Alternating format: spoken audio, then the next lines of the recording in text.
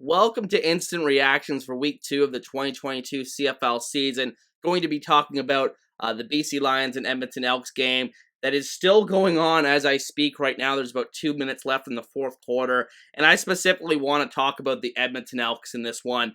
Just embarrassing performance from the Edmonton Elks in this one. I thought they were going to come out with a little bit more fire after the way the game ended last week, obviously with a chance to break that home losing streak, so close to breaking it, and then coming up short, but they just came out flat in this one.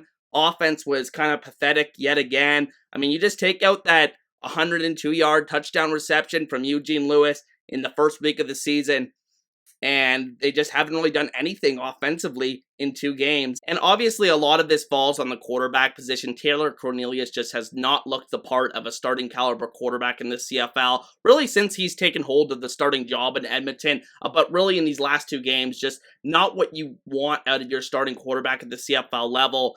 Basically no touchdown drives other than that one play I mentioned in the first game to Eugene Lewis. And I mean, it's not all his fault. Dylan Mitchell had a big drop in this one. He's been a major disappointment. But I mean, they surround him with all these talented receivers that have produced at other spots in the CFL, and the results are basically the same as they were the prior couple seasons for Cornelius. So at what point does Chris Jones consider making a quarterback switch? Is it as soon as next week? You have Kai Locksley, who's been in the system for a couple years now, mostly been a short yardage guy that's there. You have Trey Ford, who they selected in the first round of the Canadian draft last year. Does he get a shot to start? He started a couple games last year for them. But a change has to be made with this Edmonton Elks offense, because I thought they played well enough defensively at times in this game to win, but they were just deflated by how poorly the offense played throughout the game.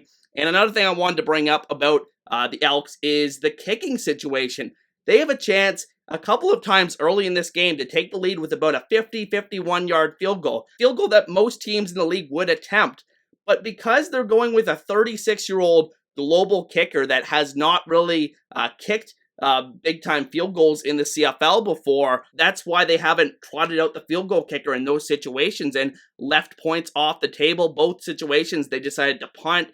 Didn't really get the greatest results from their punting unit in this one either. So, I mean, just an all-around really poor performance from the Elks in the special teams department and on offense. I think the defense has shown some signs of growth, but at the end of the day, that only goes so far in an offensive-based league. And I think at the end of the day, the Elks really need to get it together soon, because I do believe there's enough talent on this roster that they could scrap together a pretty good team still. It's just they need to get that quarterback position right, get some flow into the offense, put up some points on the board early in games, get into the end zone. Just no sustained offense from this team whatsoever. They've looked just as bad as Ottawa through 2 games, but the only difference is Ottawa's been missing their starting quarterback in Jeremiah Mazzoli, whereas Edmonton's had their preferred starting quarterback from the beginning of the season here in Cornelius. So at the end of the day, those are just my thoughts on the Elks. For the Lions, I talked a lot about them last week in the BC Calgary instant reaction, so I won't go too much in detail about them, but I think their defense just looked outstanding. I know it was against the Elks, but through 2 weeks,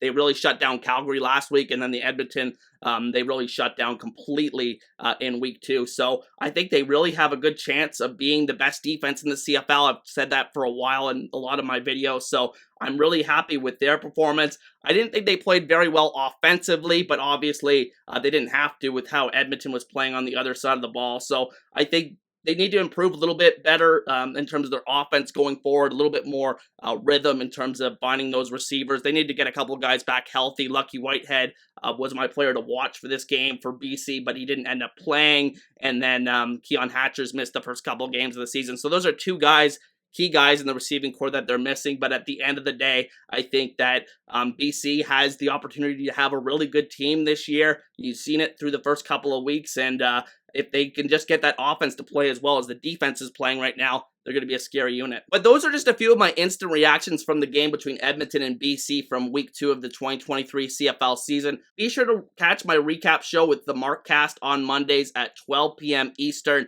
and 9 a.m. Pacific. We go over all the games, talk about it more in detail, go a little bit back and forth about the game. So look forward to that once again this week. And with that said, I'll see you guys next time. Peace.